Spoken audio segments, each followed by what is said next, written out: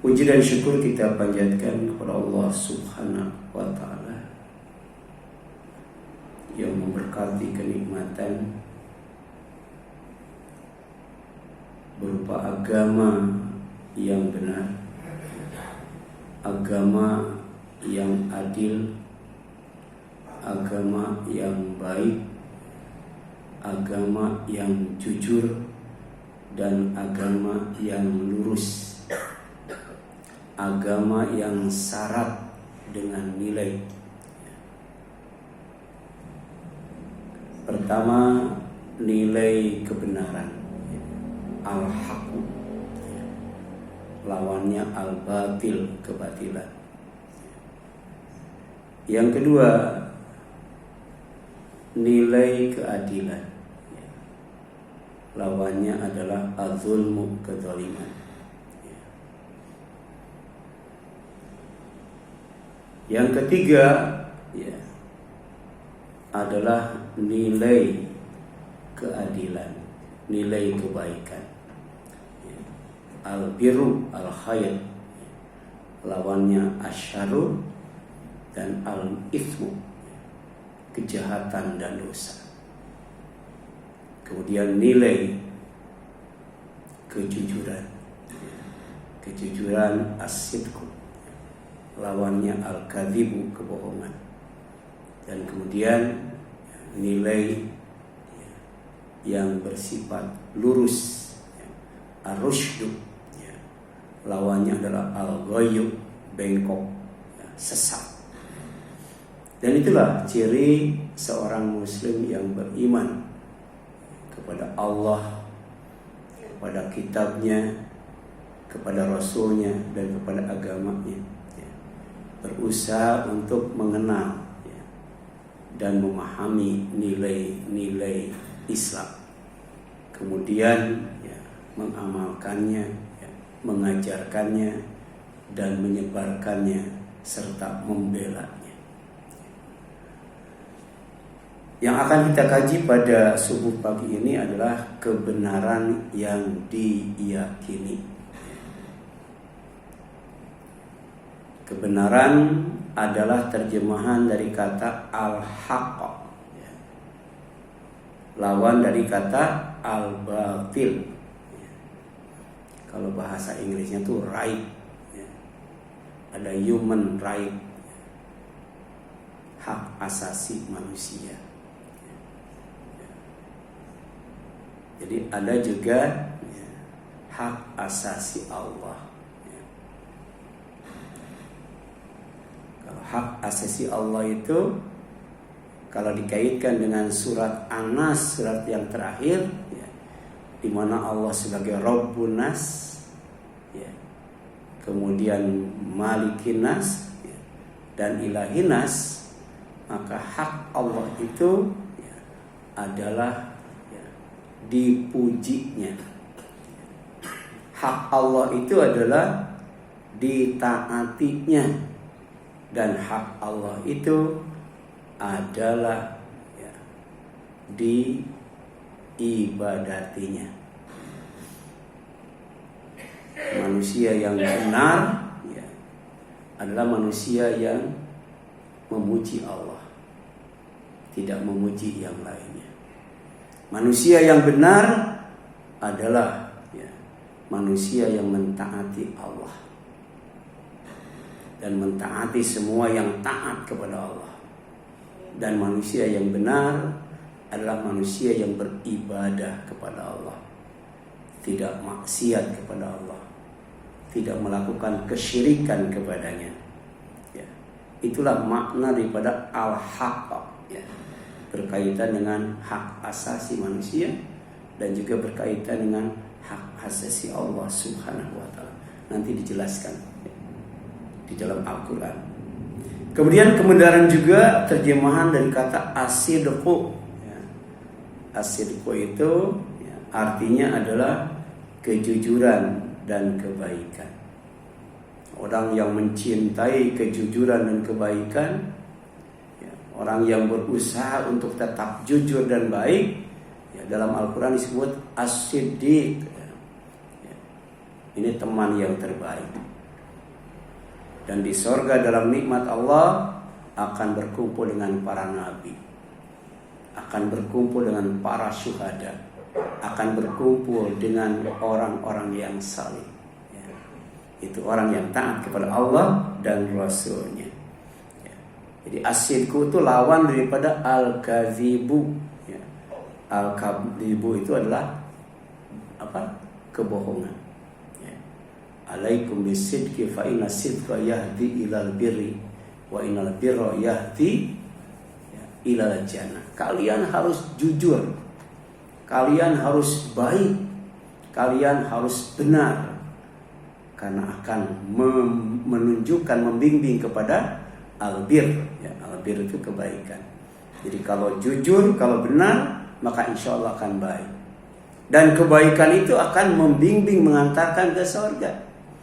Jadi surga itu tempatnya orang-orang baik, al-abror. Surga itu tempatnya orang-orang yang benar. Surga itu tempatnya orang-orang yang jujur. Jadi tanpa kebaikan, tanpa kejujuran, tanpa kebenaran, tidak mungkin orang itu masuk surga. Wa iyyakum wal kadziba, jauhi, hati-hati, jangan melakukan kebohongan.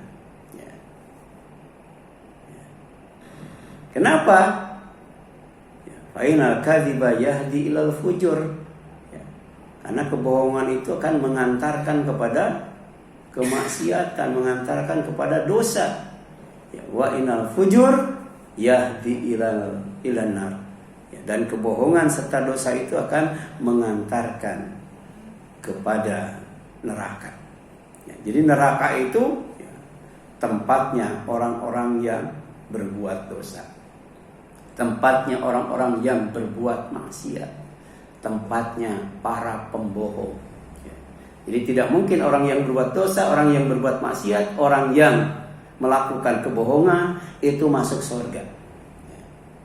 Karena Allah tidak mungkin mendolimi hambanya.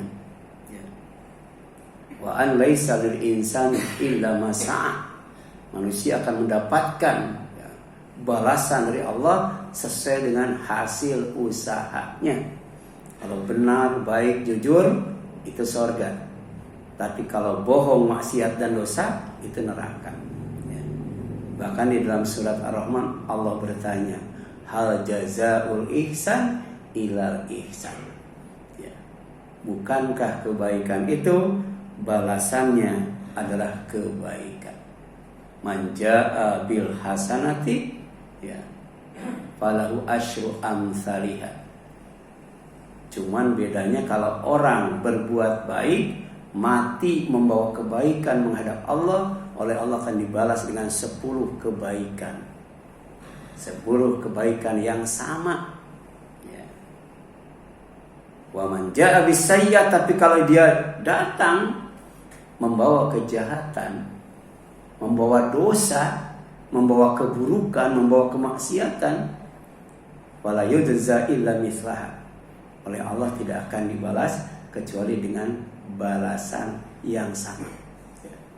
Ini juga berkaitan dengan dua nilai. Ketika Allah menghukum manusia, ketika Allah memberikan pahala dan balasan kepada manusia. Yang pertama, untuk orang yang berbuat baik, Allah akan ihsan. Ihsan itu membalas kebaikan dengan kebaikan yang lebih baik, membalas kebaikan dengan kebaikan yang lebih banyak, membalas kebaikan dengan kebaikan yang lebih besar. Itulah ihsan. Orangnya disebut muhsin. Dan kita harus berbuat kebaikan itu seperti kita berbuat kebaikan, seperti Allah berbuat kebaikan kepada kita. Wa ahsin kama ahsanallahu ilaika. Dan kamu harus berbuat ihsan sebagaimana Allah berbuat ihsan kepadamu. Itu yang pertama. Yang kedua, adil. Kalau kepada orang yang berbuat baik, Allah ihsan.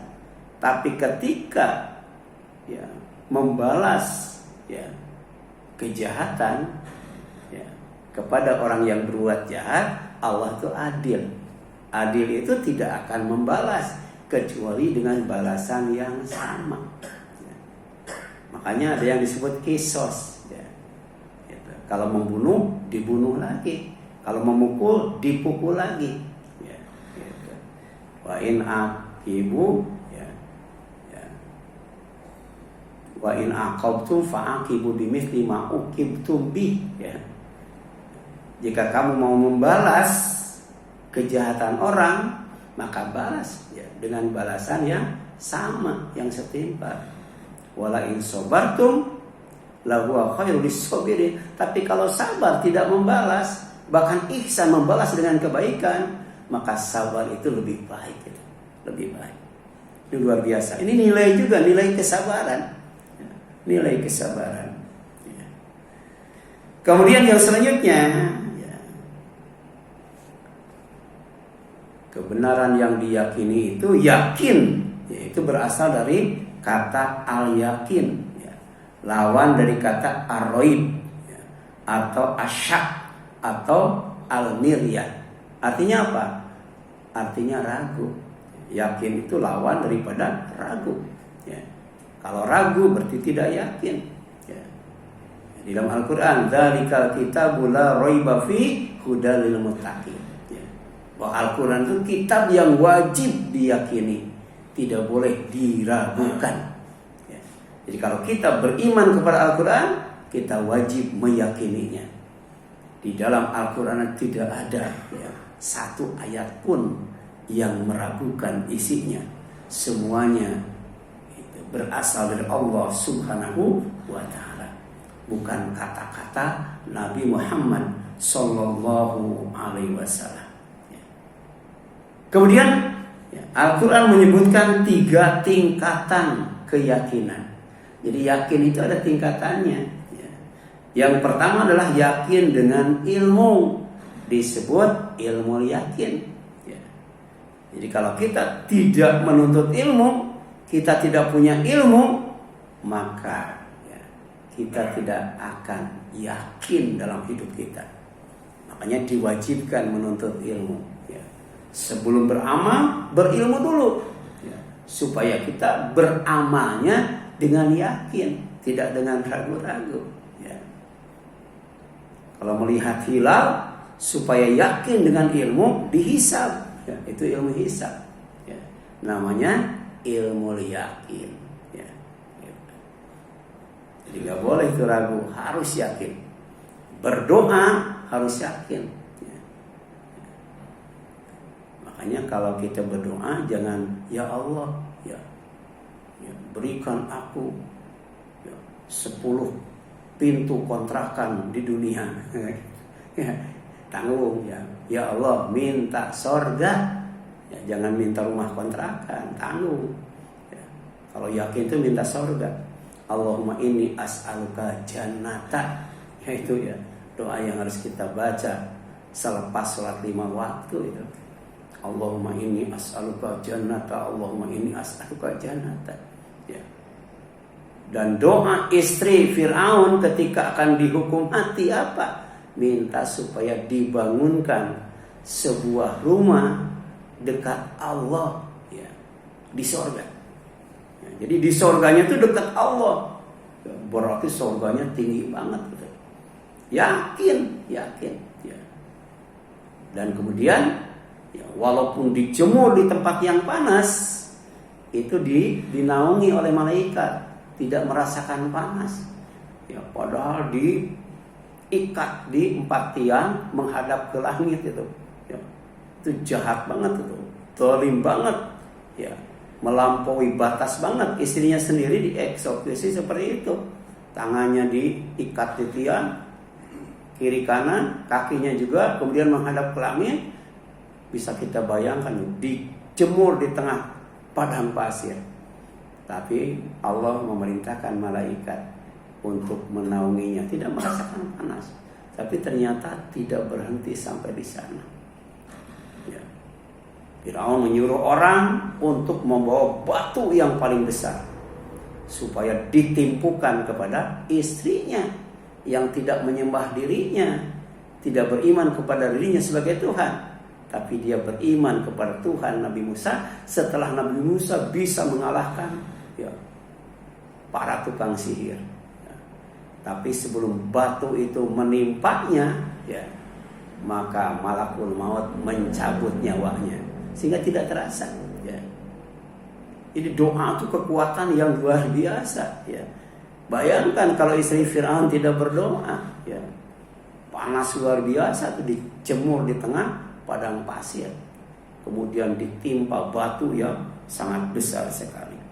Ya, ini ilmu yakin, harus yakin itu, ya, dengan apa yang difirmankan oleh Allah di dalam Al-Quran dan disabdakan, ya, serta dilakukan oleh Rasulullah dalam As-Sunnah. Ya. Makanya di dalam surat apa namanya itu, Al-Hakumut Takatsur, surat At-Takatsur itu. Ya, Allah Subhanahu wa taala berfirman, "Kalla lau ta'lamuna ilmal yakin." Sekali-kali tidak. Ya, sekiranya kalian mengetahui dengan pasti, ya. Jadi kita akan, ya, mengetahui kebenaran dengan pasti dengan apa? Dengan ilmu, dengan ilmu, ya. Makanya yang diwariskan oleh Rasul, diwariskan oleh para nabi itu bukan dinar, bukan dirham, bukan rupiah, bukan dolar, bukan euro, bukan golden, bukan. Tapi ilmu. Dan ilmu itu hanya didapat bita'allum, ya, dengan belajar. Ya, gitu. Kemudian, kalau ta'allamuna ilmal yakin, sekali-kali tidak, sekiranya kalian mengetahui dengan pasti, la tarawunna jahim, niscaya kalian benar-benar akan melihat neraka jahim. Seperti ketika kita sholat, ya, dengan ilmu yakin, ya, kita sholat seolah-olah melihat Allah, ya, ya. Dan kalau tidak bisa atau tidak mampu, maka orang yang berilmu yakin itu dia yakin Allah melihatnya, sehingga sholatnya itu ikhlas, sholatnya itu jujur, sholatnya itu sungguh-sungguh, sholatnya itu serius. Ya. Kalau anak-anak bercanda ketika sholat karena mereka belum tahu. Ya. Tapi kalau bapak-bapak bercanda, kan sudah ngaji, ya, tahu bahwa, ya, sholat yang khusyuk itu adalah seolah-olah melihat Allah dalam sholatnya. Tapi kalau tidak sampai ke sana, yakin bahwa Allah itu melihatnya. Ya. Itu surat At-Takatsur ayat 56, ya, 5-6. Ya. Jadi ada ilmu yakin, yakin, ya, karena berilmu atau yakin dengan ilmu. Yang kedua, ya, yakin dengan mata, dengan melihat, disebut ainul yakin. Ya. Jadi setelah hilal dihisab, ya, supaya tambah yakin dilihat. Ya. Kita mau bertamu, ya, ke rumah orang, ya, ternyata, ya, ya, di depan pintunya ada sandal. Biasanya kalau ada sandal ada orang gitu, ya. Ada orang, ya, tapi belum tentu, ya. Harus apa tuh? Harus dilihat. Ya, ternyata ketika ke dalam nggak ada orangnya. Ya. Jadi ternyata dengan ilmu saja tidak cukup. Pas kita mau bertamu ternyata di depan pintunya tidak ada sendal. Berarti ada orang nggak? Belum tentu, siapa tahu sendalnya dikedalamin. Nah, betul kan?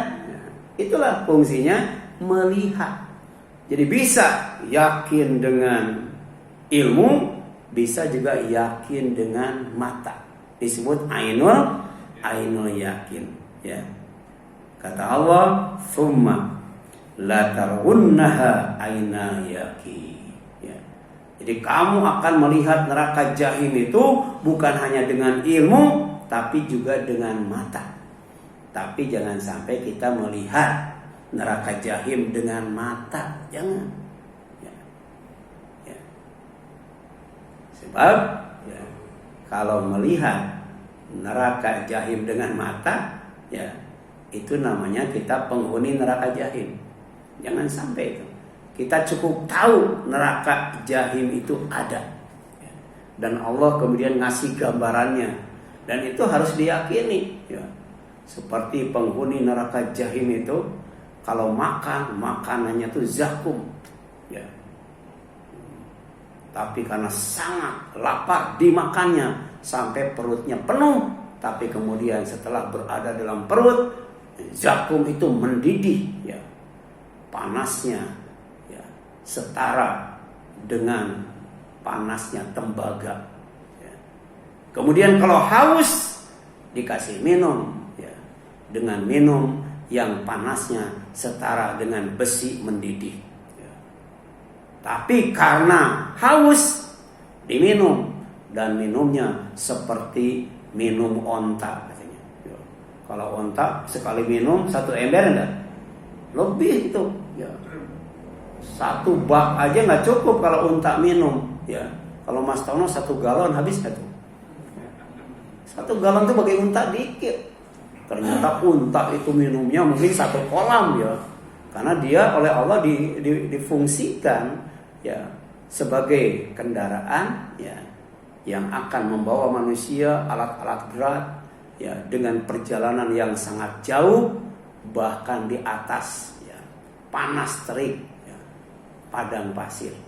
Jadi dia kuat berhari-hari tidak minum, kuat berhari-hari tidak makan. Itulah ya tanda kekuasaan Allah ya. Makanya dalam Al-Quran ya, ya, Allah merintahkan kepada kita untuk memperhatikan unta ya. Kalau kita kan seringnya memperhatikan burung ya, ya burung ya, di rumahnya kandangnya ada berapa tuh, lihat ya. Jangan lihat burung atau lihat ikan biasanya ya. Kalau Nabi Sulaiman lihat kuda kan itu, sampai lupa ibadah itu gara-gara lihat kuda itu ya. Ya. Lihat apa lagi biasanya manusia itu ya. Ya. Kalau yang senang ayam Bangkok tuh tiap hari kan udah dimandiin, dilihat ya. Allah menyuruh kita ya, afala yanduruna ilal ibili kaifa khuliqat ya. Kita diperintahkan untuk ya, melihat apa? Melihat unta ya. Bagaimana unta itu diciptakan? Ternyata subhanallah ya. Kita akan takjub dengan karya cipta Allah, dan unta itu banyak sekali manfaatnya, terutama ketika oleh Allah ditempatkan di padang pasir. Tapi kemudian ada ya, tingkat keyakinan ketiga ya. Kita tidak cukup mengandalkan ilmu saja, kita tidak cukup mengandalkan mata saja, tapi kita harus ya, ya, yakin dengan benar ya. Jadi yakin dengan ilmu, yakin dengan mata, yakin dengan benar. Yakin dengan benar itu namanya hakul yakin, hakul yakin ya, gitu. Jadi nanti orang kafir ya, akan melihat neraka jahim dengan matanya, tapi dia akan hakul yakin ketika dicemplungin ke neraka itu ya, gitu. Ya. Kita yakin nggak api itu panas? Yakin. Itu ilmu kan ya. Kemudian kita melihat ternyata orang mati terbakar dengan api itu namanya ainul yakin. Kalau mau hakul yakin, masuk ke api itu ya, baru hakul yakin ya. Jadi penghuni neraka tidak akan hakul yakin dengan neraka kalau belum masuk ke dalam neraka. Demikian pula surga ya. Orang tidak akan hakul yakin dengan surga kalau tidak berada di dalam surga. Nah itulah keyakinan yang harus kita dapatkan. Yakin dengan ilmu, yakin dengan mata, dan yakin dengan kebenaran. Yakin yang sebenarnya, hakul yakin. Kemudian wa innahu la haqqul yakin ya. Itu ada di dalam Al-Qur'an surat Al-Haqqah ayat 51. Wa innahu la haqqul yakin. Dan sungguh Al-Qur'an itu kebenaran yang meyakinkan ya. Jadi silakan ilmu apa saja ya kita tuntut. Kemudian kita selalu melakukan perjalanan safar, melakukan penelitian supaya ainul yakin. Tapi jangan lupa ada satu ya kebenaran yang meyakinkan, yaitu kebenaran Al-Quran. Ya. Nah, Ibnu Katsir menafsirkan hakul yakin itu sebagai al-khair, as-sidqu, al-haqqul ladzi la miryata wala syakka wala raib. Itu yakin. Ya. Ya, jadi kita harus tahu apa itu yakin. Kata Ibnu Katsir, yakin itu kebaikan, kejujuran, kebenaran. Kalau hidup mau yakin harus baik. Hidup mau yakin harus jujur. Hidup mau yakin harus benar. Kebenaran yang tidak ada keraguan padanya. Ya. Jadi yakin itu lawannya ya, apa? Ragu. Ya. Kemudian kata Sa'di masih dalam tafsirnya, yakin itu a'la maratibil ilmi, ya. Tingkatan ilmu yang paling tinggi. Ya, itu namanya yakin. Ya. Jadi menuntut ilmu itu harus sampai yakin, ya, sampai yakin. Ya. Nah di sini jelaskan a'la maratibil ilmi, ya, ya, bahwa yakin itu adalah tingkatan ilmu yang paling tinggi. Ya. Fa inna a'la maratib al ilmi al yakin. Ya. Karena sesungguhnya ya tingkatan ilmu yang paling tinggi adalah al yakin. Ya. Wa huwa al ilmu as-sabit alladzi yatazalzal. Ya. Yakin itu adalah ilmu yang tetap. Ya. Ilmu yang tidak berubah. Ya. Bahasa kitanya tuh dawam dan istiqomah. Ya. Dari dulu sampai sekarang kita tetap yakin tidak ada Tuhan selain Allah. Kita yakin bahwa Muhammad itu Rasulullah, nggak pernah berubah. Ya. Walaupun dikasih beras, dikasih susu, dikasih duit, tetap aja. Dan itu ternyata kalau kita bisa yakin dengan tetap, yakin dengan istiqomah, dawam dan istiqomah, ya, tentang bahwa Allah itu adalah satu-satunya Tuhan, Allah itu Tuhan yang Maha Esa, ya, maka kita akan, ya, Allah akan menghadirkan malaikat dalam hidup kita, ya, malaikat penghibur dan malaikat pembela, malaikat pelindung dan malaikat penolong. Jadi hidup kita itu akan dihibur oleh malaikat. Hidup kita akan ditolong oleh malaikat. Hidup kita akan dibela oleh malaikat. Hidup kita akan dibantu oleh Allah, oleh malaikat. Dan hidup kita akan dilindungi oleh malaikat. Innal ladzina qalu rabbuna. Sesungguhnya orang-orang yang berkata, ya, Rabb kami adalah, ya, Allah. Ya. Kemudian tsumastaqamu, dia istiqomah. Tatanazzalu alaihimul malaika alla takhafu wa la tahzanu wa abshiru bil jannati allati, ya, kuntum tu'adun. Nahnu awliyaukum bil hayati dunya wa fil akhirah wa lakum fiha ma tashtahi anfusukum wa lakum fiha ma tad'un. Ya, ini luar biasa nih, ya. Ya, orang yang istiqomah, ya, mantap, ya, tetap, ya, yakin bahwa Allah itu adalah Rabb, ya, akan turun malaikat, ya. Kemudian malaikat itu menghibur, kalian jangan takut, kalian jangan sedih, kalian harus gembira dengan surga yang dijanjikan kepadamu. Luar biasa tuh, surga itu. Malaikat menghibur orang yang istiqomah dalam keimanan, istiqomah dalam keyakinan, ya, keyakinan terhadap Allah sebagai satu-satunya Tuhan, atau la ilaha illallah, adalah surga. Ya. Makanya siapa, ya, yang kalimat terakhirnya sebelum mengembuskan nafasnya la ilaha illallah, dakhalal jannah. Ya. Jadi ada malaikat yang menghiburnya. Ya. Kamu harus gembira dengan surga yang dijanjikan dulu oleh Allah Subhanahu wa ta'ala kepadamu. Kemudian kata malaikat, nahnu awliyakum, kami akan menjadi wali kalian. Wali itu dekat, ya. Wali itu selalu bersama, wali itu selalu menolong, ya. Nahnu awliyakum, kami akan menjadi wali kalian, ya, di dunia dan di akhirat. Luar biasa tuh. Di dunia jadi wali, di akhirat jadi wali. Ya. Walinya orang yang istiqomah dalam keimanan. Ya. Nah, kemudian yang selanjutnya, kebenaran yang diyakini adalah Allah Subhanahu wa taala. Ya, kita harus yakin dengan Allah. Ya. Makanya di dalam YouTube itu ada diskusi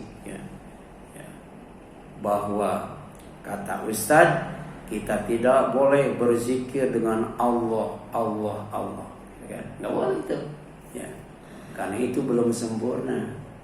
Zikir itu Subhanallah, Alhamdulillah, Allahu Akbar, La ilaha illallah, La haula wa la quwata illa billah. Apa lagi itu?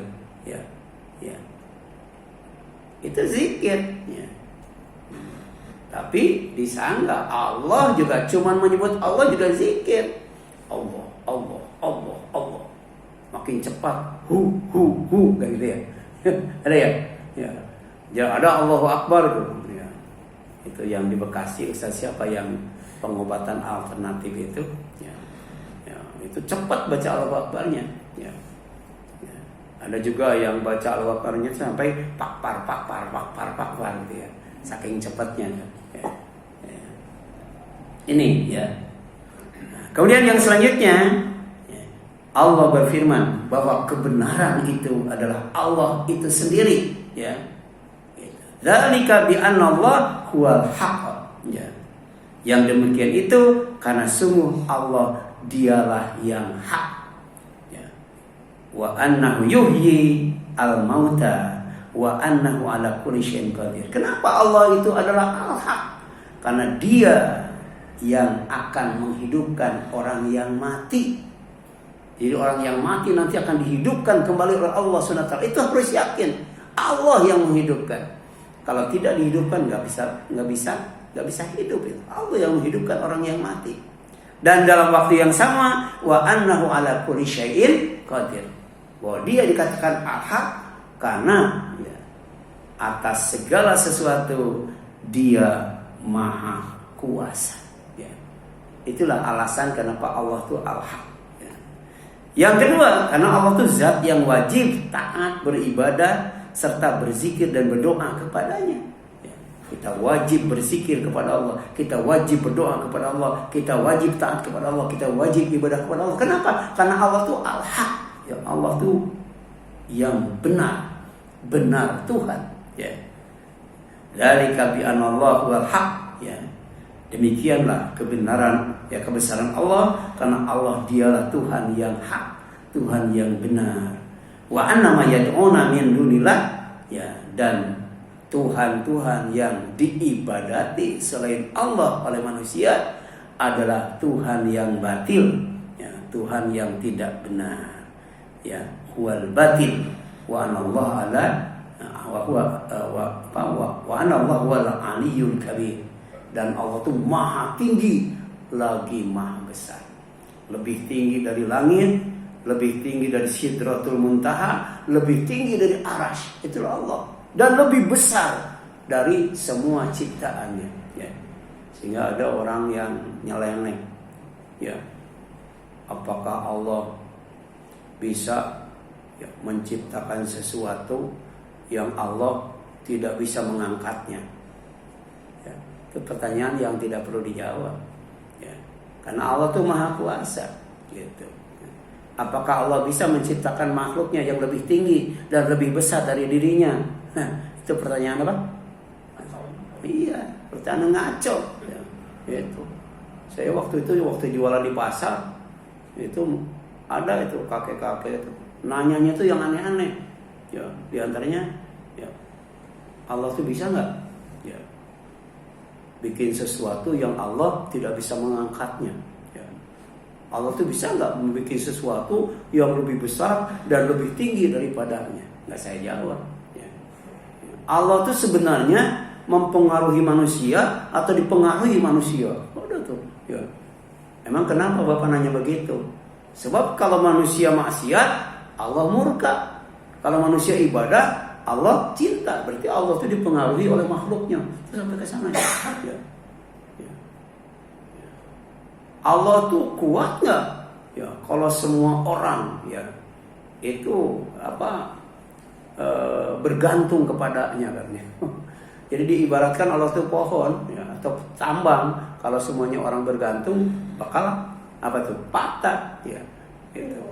Itu nggak boleh karena laisa kamitslihi syai'un. Tidak ada yang semisal dengan Allah, tidak ada yang serupa dengan Allah, tidak ada yang seperti Allah, tidak ada tandingan bandingannya ya untuk Allah itu. Makanya ada surat ya, yang dicintai oleh sahabatnya itu. Ya, jadi kalau dia sholat, ya, bacaannya itu lagi, ya. Yaitu surat Al-Ikhlas itu. Sampai diloparkan kepada Rasul, ya Rasul, dia kalau sholat itu bacaannya kulhu lagi kan gitu. Ketika dipanggil, dan Rasul nggak suka kalau cuma dengar doang. Dipanggil orangnya, bener nggak? Kamu bacanya itu kulhu lagi. Kenapa kamu? Saya menyukai kulhu, gitu. Ya. Dan Rasul memujinya. Ya. Jadi Mas Tono kalau tidak ada imam, ke depan aja baca kulhu nggak apa-apa. Bisa kan kulhu ya? Nggak apa-apa ya. Ya. Sebab orang mencintai kulhu, kata Rasul, dia akan bersama orang atau sesuatu yang dicintainya, ya. Gitu. Kemudian yang selanjutnya, kebenaran yang diyakini adalah kehidupan akhirat. Ya, kehidupan akhirat itu harus yakin. Ya. Jadi dalam Al-Quran itu wabtaghi fima ataqallahu daral akhirah wala tansa nasibaka minad dunya wa ahsin kama ahsanallah ya ilaika. Ini luar biasa tuh ya. Pertama ya, cari dan dapatkan kampung akhirat dengan apa yang Allah telah berikan kepadamu ya. Jadi Allah ngasih harta ya, ngasih tahta ya, ngasih wanita, istri ya. Itu tiga-tiganya harus kita gunakan untuk mendapatkan kampung akhirat ya. Jadi bukan tujuan itu ya, harta bukan tujuan, jabatan bukan tujuan, ya istri juga bukan tujuan, ya gitu. Kalau istri dijadikan tujuan, ya ada orang yang punya istri lebih dari 4 ya, gitu. Yang subur sampai berapa tuh yang subur? Di Madura tuh ada kiai, ya, istrinya 10 gitu. Tapi akur, ya karena tiap bulan dikasih 20 juta, ya, gitu. Jadi Pak Nong bisa istrinya 4, kasih aja masing-masing 50 juta, insya Allah akur itu. Itu ya. Nah, di Bandung itu saya punya murid ya. Muridnya itu perempuan ya. Kemudian nikah cerai karena belangsak itu. Kemudian di Madu ya.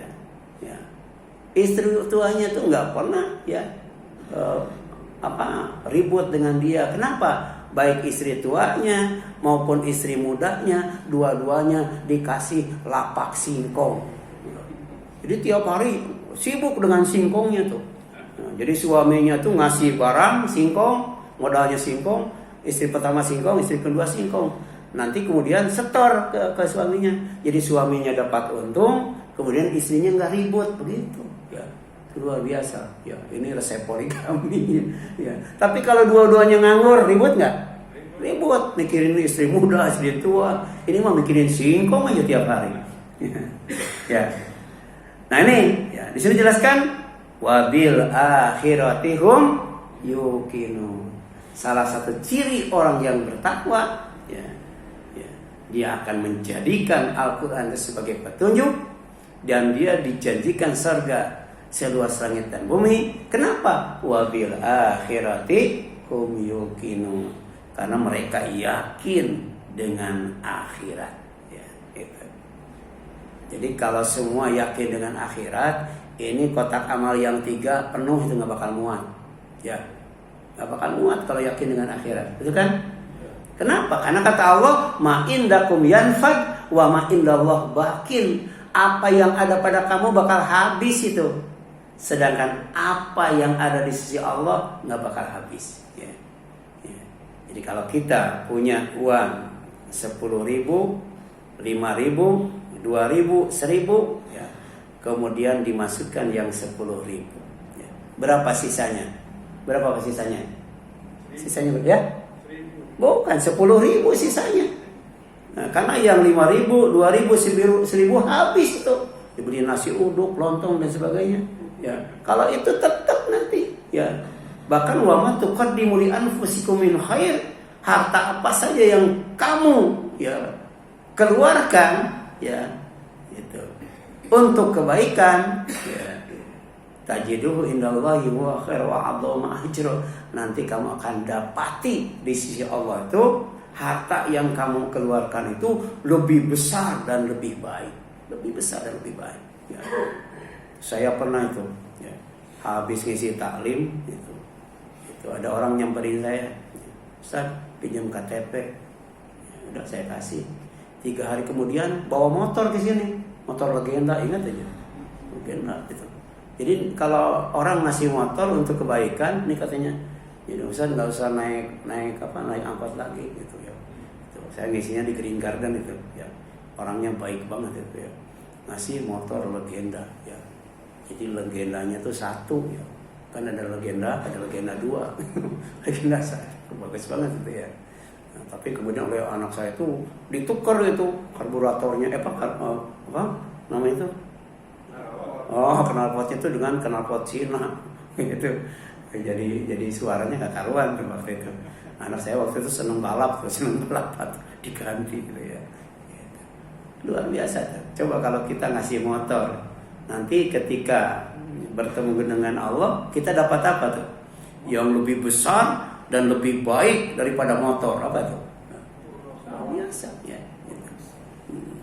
Itu ada ustaz, dia ngajarnya dari Depok ke Bekasi, naik Vespa itu ya. Dia ustaz yang paling pertama datang itu, padahal dari Depok tuh. Saya aja kalah karena saya naik angkot tuh. Itu. Dia simpan di rumahnya dengan hati-hati. Hilang itu, diambil orang. Ya, tapi dia orangnya nggak pernah ribut, nggak pernah cerita sama jamaahnya, nggak pernah cerita sama ibu-ibunya. Tapi lama-lama ibu-ibunya tahu bahwa ustaz itu motornya hilang. Jadi dari Depok ke itu terlambat karena naik kereta api atau naik apa gitu. Akhirnya ibu-ibu patungan. Setelah patungan, ya ternyata ibu-ibu ya mengumpulkan uang itu cukup buat beli mobil. Jadi ini cara Allah ya membalas orang yang sabar. Yang hilang motor diganti dengan mobil. Nih Ustaz katanya, Ustaz nggak usah naik Vespa lagi, beli mobil. Gitu. Nah sekarang udah berapa periode dia jadi anggota DPR ya, anggota Dewan dari PKS ya, itu. Gitu. Ternyata naik mobil dari Depok ke Bekasi itu ya, kendalanya macet. Ya. Yang kedua bensinnya lebih besar, gitu kan. Udah gitu kan pemeliharaan mobil dengan motor gedean mana tuh? Mobil. Akhirnya dijual mobilnya, beli Vespa lagi. Padahal oleh Allah sudah dikasih mobil itu. Ya. Makanya kalau kita berdoa, ya Allah saya kasih mobil, ya Allah saya kasih mobil. Ya sebenarnya bukan Allah nggak mau ngasih, tapi kalau dikasih punya garasinya enggak, kan gitu ya. Kalau bayar pajaknya mampu enggak? Ya terus untuk pemeliharaannya sanggup enggak, kan gitu. Jadi Allah kasihan, makanya nggak dikasih. Nggak dikasih ya, berdoanya minta mobil dikasih sepeda akhirnya ya. Nah itu ya surat Al-Baqarah ayat 4 kan, wabil akhirati hum yuqinun. Orang yang bertakwa yang dijanjikan surga karena mendapatkan hidayah dari Allah itu adalah ya orang yang yakin dengan akhirat ya. Bahkan ya, ada orang musyrik tapi ternyata ya, dia tidak menyembah berhala, ya. Dia tidak pernah datang ke dukun, mengkeramatkan kuburan, ya, atau benda-benda pusaka, dicuci, kemudian dipakai mandi, nggak begitu dia.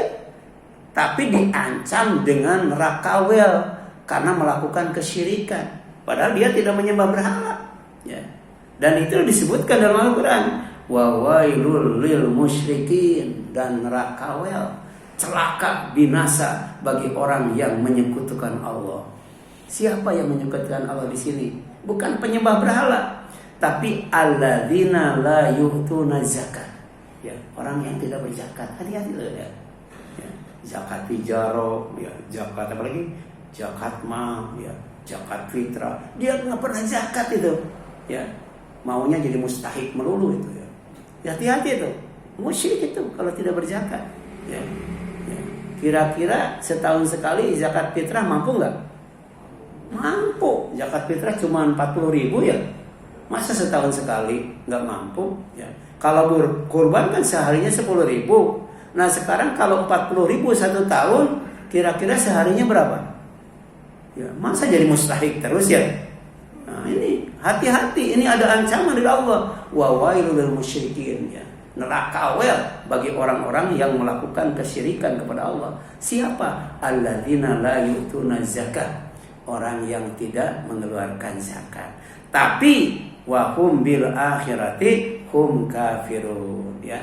Mereka juga kufur, tidak beriman, tidak yakin dengan hari akhir ya. Jadi ada dua orang yang oleh Allah disebut orang musyrik di samping penyembah berhala. Pertama tidak berzakat. Yang kedua kufur terhadap akhirat. Nauzubillah min dzalik. Ini surat Fussilat ayat 67 ya. Silakan, ada yang tanyakan sampai sini?